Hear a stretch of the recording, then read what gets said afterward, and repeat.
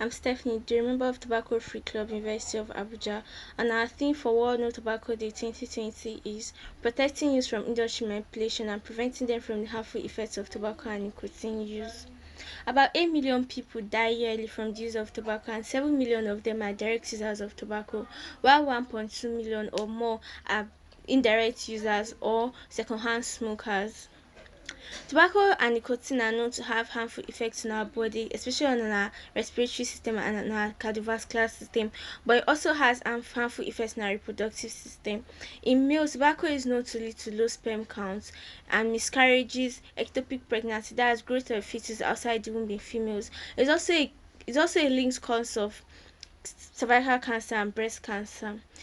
In children, it puts them at a high risk of developing respiratory diseases, and it's also a cause of sudden infant death syndrome. Tobacco companies have different ways of manipulating youth like you and I into buying their products. Example, making the cost of tobacco products very, very affordable and putting them at discounts, making delivery free, and selling them at nearby shops and stores that we can easily walk into. They also call it new names like vapes, shisha, hookah, e-cigarettes, and all these contain tobacco and nicotine in high volume.